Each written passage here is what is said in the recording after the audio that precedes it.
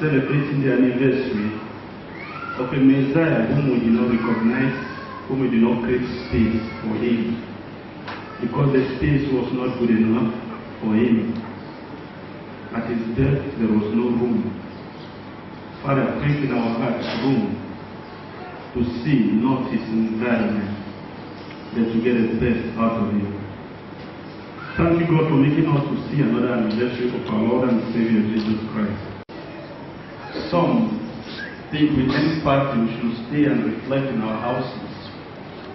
Others feel we should not celebrate at all, while others think it's the right thing for us to celebrate because we have added another day in our lives. In all our convictions and expectations, Father, may we acknowledge you as God who is coming to reshape our lives. Graves today are reversed for the most fortunate, while others have become food for the carcass. God, help us to remind ourselves that true success comes from a heart that is ready to accept change, the hand that is open to others, and the legs that are ready to help those in need. Make us to see how special we are seeing this day. We have survived in the midst of storms. We have survived in the midst of bullets because of your grace. Therefore, Lord, may we reach others in our wallet and in our successes. What you have entrusted in our hands, may we value it. And what we do not have, may we not worry about it. Amen. The Lord is good. All the time. All the time. The Lord is good. I asked one of my friends who used to have very good writing. Now the writing is very bad. I asked him, what has changed your writing? He said, computer. Computer changed my writing. I've stayed on computer in such a way that I would have forgotten my writing. If I ask you now, why are you not clapping your hands and playing drums? What?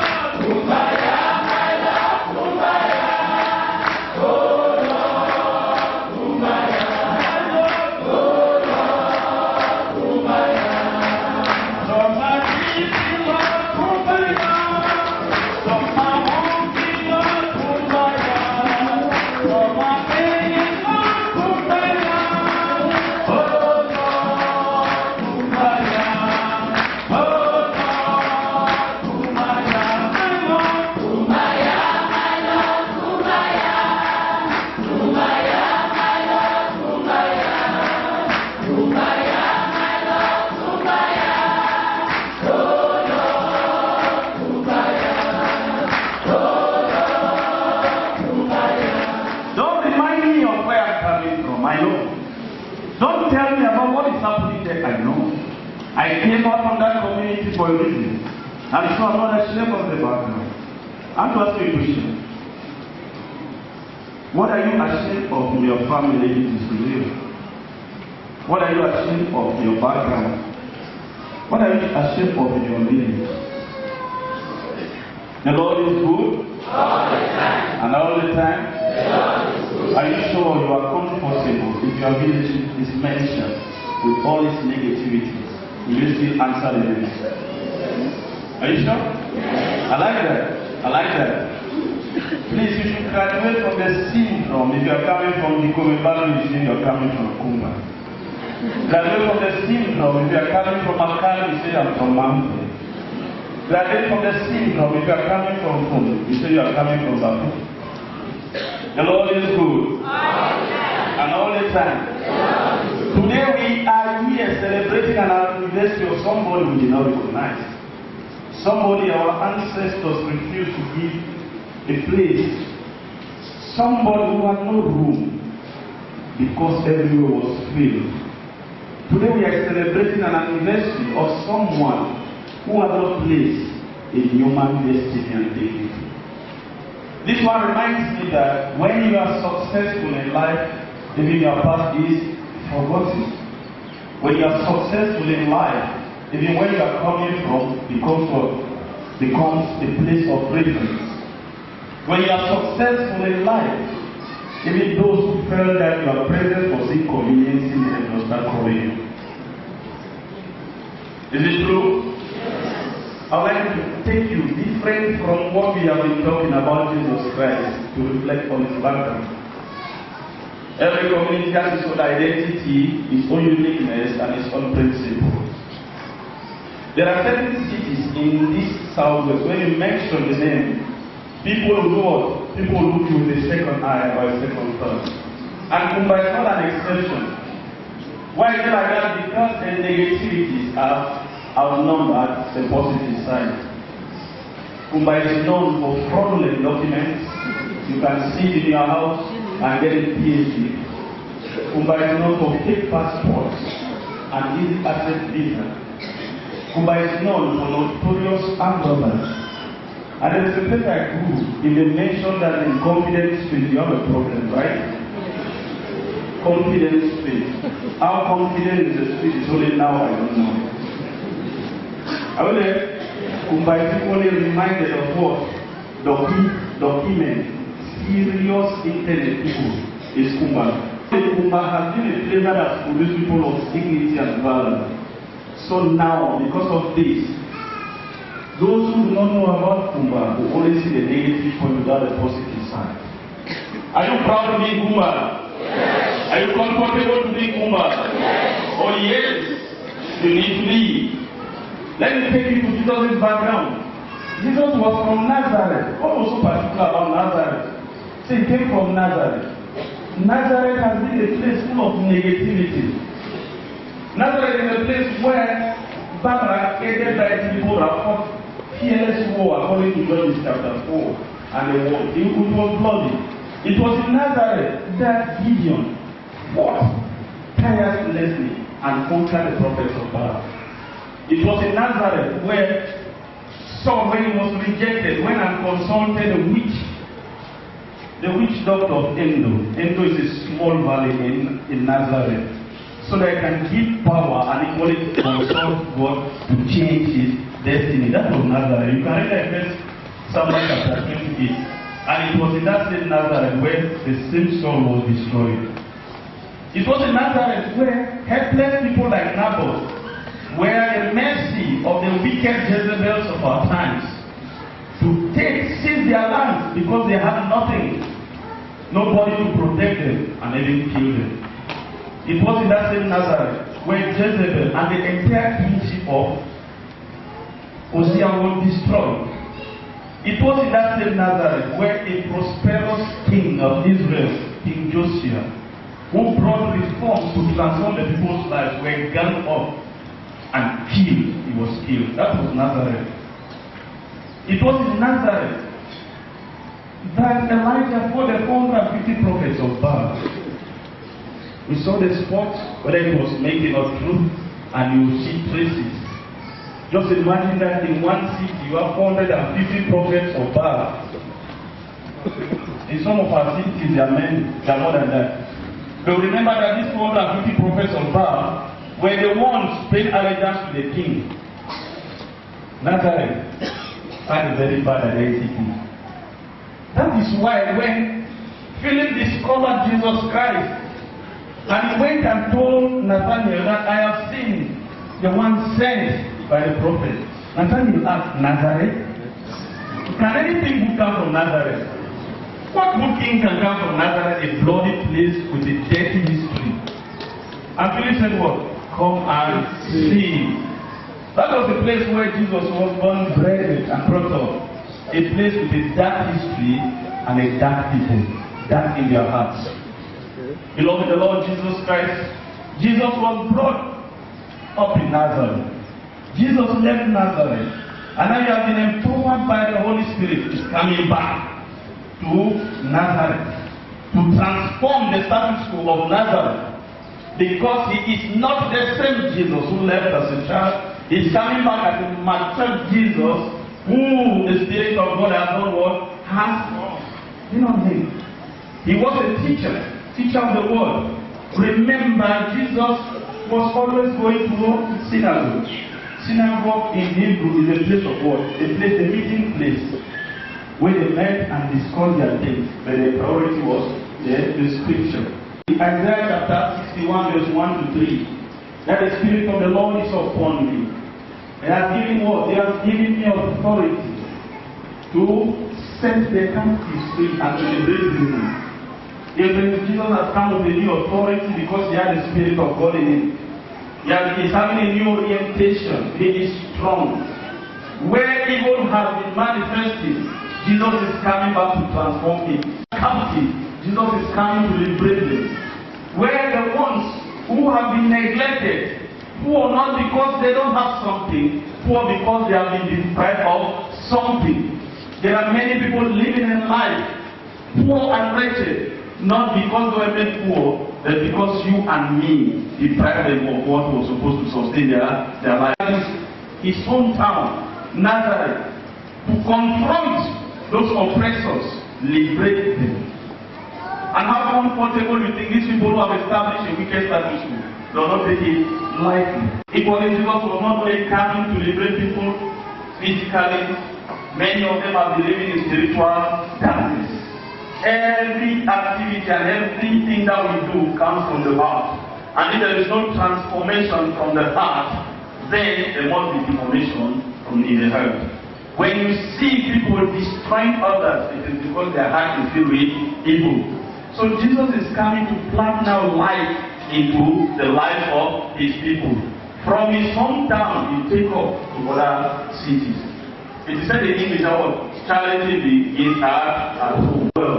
With this, Jesus is coming to their place to give those oppressed and the helpless a new identity. Beloved, the Lord Jesus Christ, the mission, there is a mission of putting what? The world upside down. Meaning, the ones down will come up and the ones up will come down. That is where the status quo is supposed to start. Jesus Christ is coming empowered by the same Spirit that separated darkness from light in the beginning, during the creation. The Spirit that changed our heart of stone to heart of flesh. Without the endorsement of the Spirit, our activities are empty. That is why during his baptism, there was a Spirit from above that approved this activity and said, "This is my beloved Son, in whom I am well pleased. Listen to him." If I look at Nazareth and Jesus, Nazareth is not different from Kumba. Every activity of Nazareth, Kumba has it. Every activity of Nazareth. But there are still prophets in Nazareth, prophets in Kumba, who can transform Kumba to expectation. And of course, pastors are graduated to be posters. Priests have become priests, and the identity of God becomes what? The lavish stuff. If we can have the number of prophets, the pastors, the preachers, and the priests in Kumba, and Kumba is still on the same spot, then we are not making any progress. The Lord is good. And came back to liberate his people. You have left the dark history and your dark environment. Have you gone back to enlighten them? But the answer is simple. In his eminent book, Christian Cardinal Toomey, titled Cameroon yesterday, today, and tomorrow. The identity of Aïdjo, Paul Biya, and me. In that book, he writes clearly. One of the chapters, he said, talked about the story of the donkey and the horse. The donkey and the horse own a common field. They own a common field. They were living together well. The donkey was more powerful than what? The horse. But the horse was more greedy than the donkey. And in this story, he said, since the horse was greedy, but the horse would not overpower what? The donkey, the horse asked for the services of what? Of man. And by asking the services of man, man said, this is small, I can chase the donkey anytime. But I'll give you 3 conditions. And what are those conditions? The first one is that I'll put a bridle in your mouth. You know what they put in the house also? The bridle. I'll put the bridle in your mouth. The second condition is that I'll mount you wherever you want to go out. And the third condition is that I'll hold a battle. That battle will be to control your movement. We have gone and seen the light and know how transformation can take place in our villages.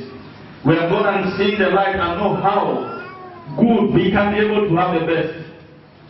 But where the man is not where the mind is. And so we are unable to even liberate those we are supposed to do what? To support.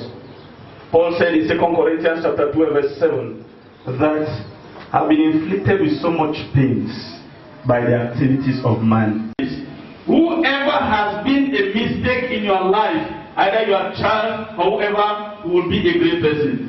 I learned this from one great preacher of our time, a Ghanaian preacher, Duncan Williams. Duncan Williams was born with 2 fingers.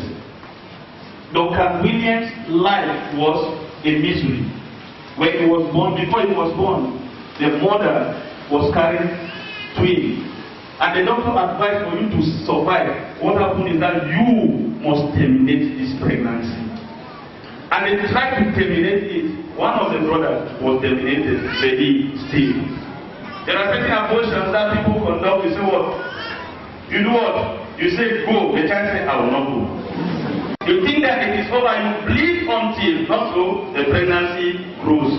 That was the experience of Duncan Williams. And when he came out, when he was born, he grew up, he became a nuisance to the mother. And as he became a nuisance to the mother, like that, he would fight, he would steal, and every kind of evil. Longer. At the age of 15, Duncan Williams was introduced to the father. The father rejected him and he grew on the streets. But when God touched the life of Duncan Williams, he became a turnaround. How many successful people who you thought that they cannot arrive, now they have arrived, and your source of living can only depend on them. Will you get yourself in shame or for you to go and say that one? I am sorry. Where you are coming is evil. Wherever you are coming has nothing to write home about. But that is what represents your identity. When Jesus Christ aside all the tears, all the pains, and all the pride can be taken off if we know who we serve, why we are serving him, and how we are supposed to serve the one. When anybody asks you where you are coming from, be proud to say where you are coming from. You are the identity of that place. You are the mirror of that place.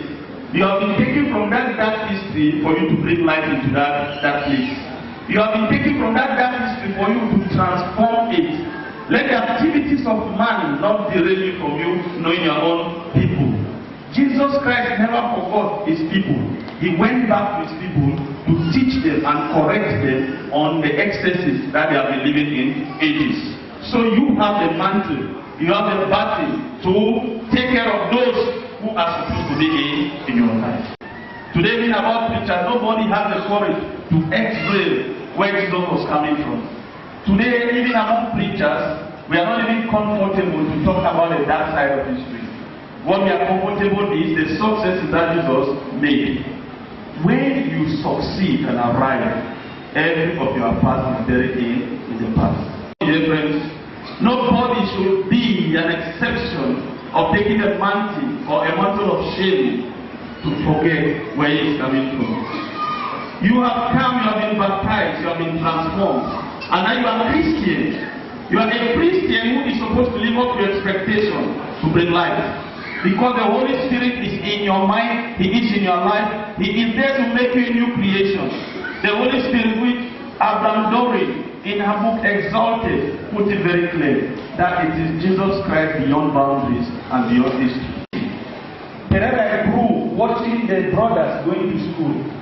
But she took upon herself her own dignity to start reading the brothers' books and reading Bible. Through her own confidence, Teresa grew to even answer the brothers' assignments. The brothers started bringing pressure on their father to send Teresa to school. Even the teachers who were teaching the brothers said send this lady to school. They said, no, women are not good for the school. And a non-governmental organization took her up, gave her the right to education, and she had the best in life. She was even taken to America, where she had a degree in business administration, a master's degree in management. Teresa said what she did not get, she will give back to the community. Today, Teresa moved from Zimbabwe to Rwanda, and she's having the largest orphanage, taking care of the helpless ladies, taking care of the abandoned children. If the man in you, the spirit is boiling, you can transform every obstacle into a miracle. If the man in you is stronger, all the walls in your life will become passages. And every stone that becomes more an obstacle, you can use it as a stepping stone. Why do you kill yourself and destroy everything that is in you? Bring up the best in you as Jesus, because the Spirit of God is upon you. You came into this world for a reason. It was Jesus, God, who gave the authorization for you to live. Many died in their mother's womb, but you have seen the light of day. Stop questioning who is beside. Stop questioning who has done what. Try to get your conviction that you can make it happen if you are strong inside. And I love the last words, the last passage in Teresa's book. That's the word. Keep going no matter the obstacle. No matter how stuck you feel, keep going. No matter how bad things are right now, keep going. No matter how many days you have spent crying, stop those tears and keep going. No matter how hopeless and depressed you feel, stop depression, keep going. No matter how many days you spend wishing things will be better, things will always be bitter if you do not keep going. Remember, you are not destined to stay in a comfort zone, but you are destined to transform the uncomfort zone to a comfort zone. Keep going, my brothers and sisters. Keep going, my sisters and mothers. Keep going, my fathers and brothers, because life has given you the right to live. It is for a reason that you are living today. It is for something because you will stay to tell the story. You only regret tomorrow if you fail to do the things that you are supposed to do today. Let regret not take away your nation. Only mediocre people keep procrastinating that tomorrow will be better. The best of tomorrow will become from the decisions we take today.